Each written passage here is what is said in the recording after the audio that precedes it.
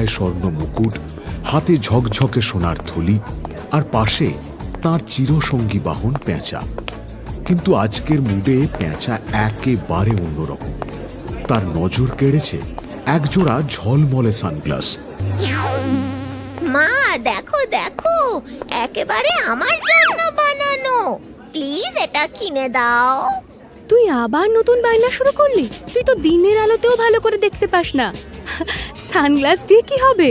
আরে মা, সবাই তো আমাকে বুড়ো পেঁচা বলে হাসাহাসি করে। এই চশমা পরলে বলবে ওই আসছে ফ্যাশনেবল পেঁচা। কেমন মানাবে বলো তো? মানাবে বটে, কিন্তু বাড়ি বাড়ি উড়ে যাওয়ার সময় যদি কোথাও ধাক্কা খাস। বারে, ধাক্কা খাবো কেন? এখন তো আমার কাছে জিপিএস আছে। জিপিএস? এই সেই জিপিএস যেটা দিয়ে গতবার আমাকে মাছের বাজারে নামিয়ে দিয়েছিলি? আরে মা, ওটা তো শর্টকাট ছিল। তোর শর্টকাটে যদি আবার এইবারও আমাকে অমন জায়গায় নামাস, আমি কিন্তু ছেড়ে কথা বলবো না বলে দিচ্ছি। ঠিক আছে, কিনবো না, তবে মনে রেখো মা, আমি কিন্তু পৃথিবীতে নামার আগে এক জোড়া সানগ্লাস কিনে ফেলবো। হ্যাঁ,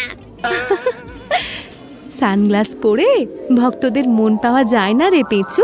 মানুষের ভালোবাসাই আসল সম্পদ। মায়ের কথায় গোমড়া মুখ করে দাঁড়িয়ে রইল পেঁচা, কিন্তু তার ভেতরে ভেতরে উত্তেজনা বাড়তেই থাকলো। কারণ সে জানে আগামীকাল আবার পৃথিবীতে নামা, আর মানুষের বাড়ি বাড়ি ঘুরে দেখা, এই মজার কোনো তুলনাই হয় না। শপিং শেষে লক্ষ্মী আর পেঁচা ফিরে এলো স্বর্গীয় প্রাসাদে। লক্ষ্মী নিজের ঘরে এসে বসে বড় সুটকেসটি খোলে।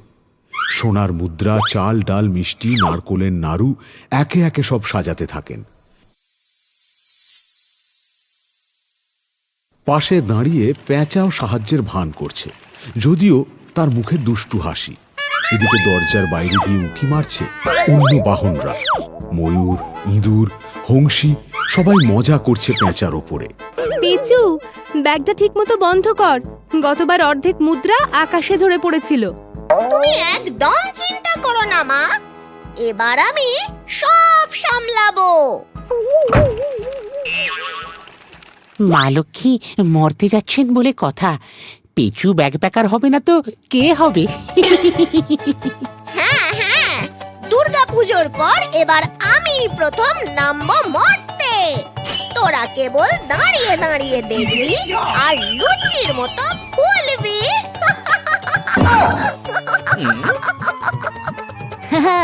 সানগ্লাস না পড়লে পৃথিবীর মানুষ তোকে পাত্তাই দেবে না, দেখিস। দূর দূর, সবাই শুধু সানগ্লাস নিয়েই পড়ে রয়েছে, ভালো লাগে না। দিদি, তুই আবার পৃথিবীতে যাচ্ছিস, আমাকে নিয়ে যাবি না?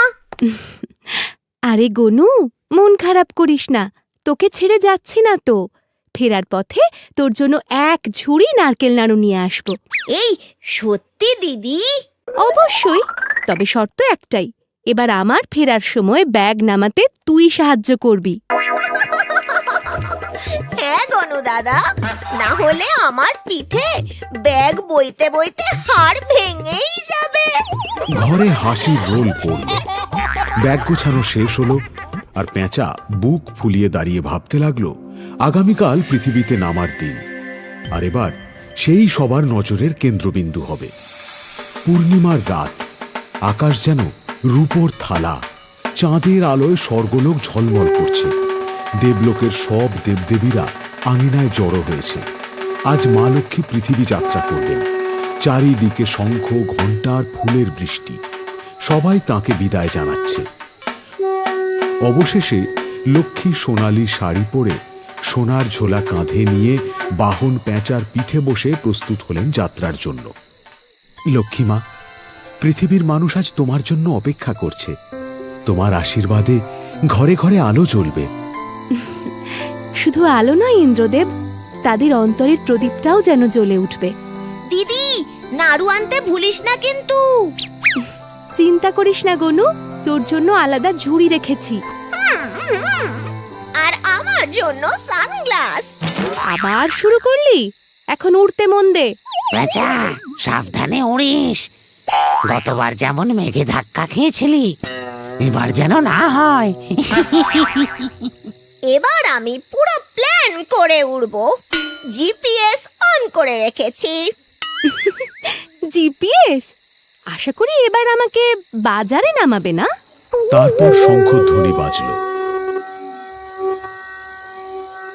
পেঁচা ডানা মেলে দিল আকাশে। চারিদিক থেকে ফুল ঝরতে থাকে। তারা ভরা আকাশে মা আর পেঁচা ধীরে ধীরে পৃথিবীর পথে উড়ে গেলেন। এভাবেই শুরু হলো কোজাগরীর রাতের মহাযাত্রা। চাঁদের আলোয় ভরা রাত। পেঁচা মা লক্ষ্মীকে পিঠে নিয়ে পৃথিবীর ঘর বাড়ির ওপর দিয়ে উড়ে যাচ্ছে। মর্তের প্রতিটি পরিবার আজ আলো, প্রদীপ আর পুজোয় ব্যস্ত। কেউ ধূপ জ্বালাচ্ছে, কেউ আবার সারা রাত জেগে মা লক্ষ্মীর আহ্বান করছে। কিন্তু সেই সঙ্গে শোনা যাচ্ছে মানুষের ইচ্ছে আর আকাঙ্ক্ষার স্রোত। কেউ ধান চাইছে, কেউ চাইছে রোগ মুক্তি, কেউ চাকরি, কেউ আবার পারিবারিক শান্তি। আর পেঁচা ক্লান্ত মুখে ডানা ঝাপটাচ্ছে। ও মা, তুমি এত ভারী হয়ে গেছো কেন? আমার পিঠে যেন পাথর বেঁধেছো। উফ! আমার দোষ নয় পেঁচু, এত সোনা চাল নাড়ু ভরে দিয়েছিস ব্যাগে, ভারী তো হবেই। আর কতক্ষণ উড়বো বলো তো? আমার তো ডানা কাঁপছে এবার। সাহস রাখ, অনেক ঘরেই যেতে হবে। মা, একটু টাকা দাও, সংসার চলছে না। মা, আমাকে ডাক্তার বানাও। আমার মামলা জেতাতে হবে মা, উকিল হতে চাই, বড় উকিল। মা, দেখো দেখো, এরা তো এক একজন এক একটা দোকান খুলে বসেছে। কেউ টাকা চাইছে, কেউ আবার ডিগ্রি। কি সব হচ্ছে মা, দেখছো? সবার সব ইচ্ছে পূর্ণ করা যায় পেঁচু। সত্যিকারের ভক্তি আর সৎ মনই মানুষকে এগিয়ে দেয়। তাই আমাদের সত্যিকারের মন, সত্যিকারের ভক্তি খুঁজতে হবে। চল, এগিয়ে চল। বলি, বাড়ির কাজ তো কিছুই শেখনি দেখছি। হ্যাঁ, আপনারা যা বলবেন সেটাই সব। আর আমার কথার কোনো দাম নেই। আপনারা যা করেন সেটাই ঠিক, আর আমি যা করি সব ভুল, তাই না? মা, এ ঘরে গেলে তো আমরা ঝগড়ার মাঝে আটকে যাব। না, যেখানে শান্তি নেই সেখানে আমি প্রবেশ করি না। একটার পর একটা বাড়ি উড়ে যেতে লাগলেন মা আর তার বাহন। কোথাও আশা, কোথাও হতাশা, কোথাও ভক্তি, কোথাও হাহাকার। পেঁচা কেবল হাঁপাতে হাঁপাতে ভাবতে লাগলো মানুষের চাহিদার শেষ নেই। আর মা লক্ষ্মী নিঃশব্দে সেই সব বাড়ি এড়িয়ে চললেন যেখানে ভক্তির বদলে শুধুই চাওয়া পাওয়ার হিসেব। একটার পর একটা বাড়ি পেরিয়ে মা লক্ষ্মী এসে থামলেন অচেনা এক গ্রামের ছোট্ট মাটির বাড়ির সামনে। দেয়ালে সাদা রঙের আলপনা, উঠোনে প্রদীপ জ্বলছে। দরজায় এক গরিব গৃহবধূ দাঁড়িয়ে, হাতে নারকেলের নাড়ু, পাশে তার ছোট্ট মেয়ে। এই বাড়িতে নেই ঝলমলে সাজসজ্জা, নেই সোনার উপর চাকচিক্য, তবুও পরিবেশে এক অদ্ভুত শান্তি। মা, মাগো, দয়া করে এসো মা। আমি নিজের হাতে নাড়ু বানিয়েছি মা। সামান্য একটু ভোগ অর্পণ করেছি মা তোমায়। তোমারই জিনিস তোমায় অর্পণ করেছি মাগো, দয়া করে এসো মা।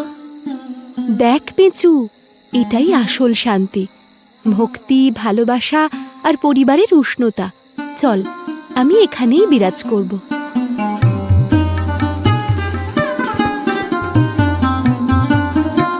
এরপর মা লক্ষ্মী আর পেঁচা ধীরে ধীরে মূর্তির মধ্যে প্রবেশ করেন।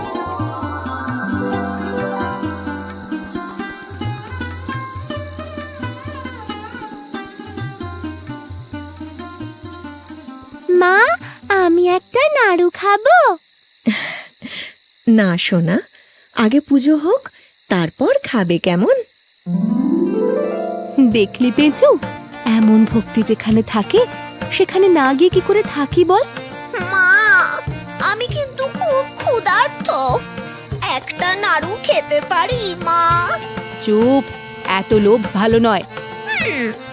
সবাই নাড়ু খাবে, আমি শুধু বঞ্চিত।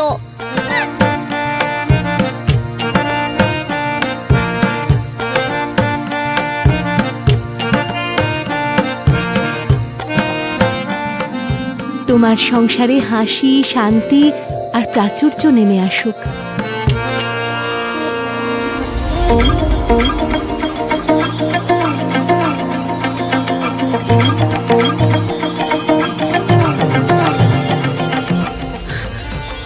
মা, মাগো, এ তো অলৌকিক আশীর্বাদ। তুমি ধন্য মা, তুমি ধন্য। আমাদের ঘর ভরে গেল মা। এবার কি একটা নাড়ু খাবো? ঠিক আছে, খা, তবে আমি নিজে হাতে খাওয়াবো। মা লক্ষ্মী স্নেহ ভরে পেঁচাকে হাতে করে নাড়ু খাইয়ে দিলেন। আর সেই মুহূর্তে গরিব সংসার আলো আর আনন্দে ভরে উঠল। এবারই হয়ে উঠল আসল ভক্তির প্রতীক। পূর্ণিমার রাত প্রায় শেষ। পৃথিবীর গ্রামে গঞ্জে প্রদীপ নিভতে শুরু করেছে। মানুষ ধীরে ধীরে ঘুমিয়ে পড়েছে। মা লক্ষ্মী তার কাজ শেষ করে পেঁচার পিঠে চেপে স্বর্গের পথে ফিরছেন। আকাশ আতশবাজির আলোয় ঝলমল করছে, চারিপাশে ঝরছে তারা। কিন্তু পেঁচা আজ অস্বাভাবিকভাবে চুপচাপ। তার চোখে যেন প্রশ্ন। মা, এত বাড়ি ঘুরলাম, কত ইচ্ছেই না শুনলাম, কিন্তু বেশিরভাগ মানুষ শুধু চেয়েই গেল আর চেয়েই গেল। টাকা, সোনা, চাকরি, মান, সম্পত্তি। সত্যিকারের ভক্তি, শান্তি, সেগুলো কোথায় গেল মা? পিঁচু, এটাই মানুষের স্বভাব। কিন্তু মনে রাখিস, যারা অন্তরে ভালোবাসা রাখে, সংসারকে গুছিয়ে শান্তি দেয়, তারাই আমার আসল ভক্ত। মানে সোনা রূপো দিয়ে তোমাকে ডাকলেই তুমি খুশি হও না, তাই তো? না রে পিঁচু, শান্তি আর সংসার চালানোর সাহস, এটাই আসল। আমি সেসব ঘরেই থাকি যেখানে ভালোবাসা আছে। আসল মা লক্ষ্মী কোনো দূরের দেবী নন। তিনি প্রতিটি সেই নারীর ভেতরে বিরাজমান, যিনি যত্ন আর ভালোবাসা দিয়ে সংসারকে সাজিয়ে রাখেন। মনে রেখো, কোজাগরি মানে শুধু রাত ভোর প্রদীপ জ্বালানো নয়, মানুষের অন্তরের আলো জ্বালিয়ে তোলা। এই আলোই জীবনকে সত্যি সমৃদ্ধ করে। চাঁদের আলো ভেদ করে মা আর পেঁচা আকাশের দিকে উড়ে গেলেন। নিচে পৃথিবী নিস্তব্ধ, কিন্তু প্রতিটি ঘরের ভেতরে অনন্ত আলো জ্বলে রইল। হাসি, শান্তি আর ভালোবাসার আলো।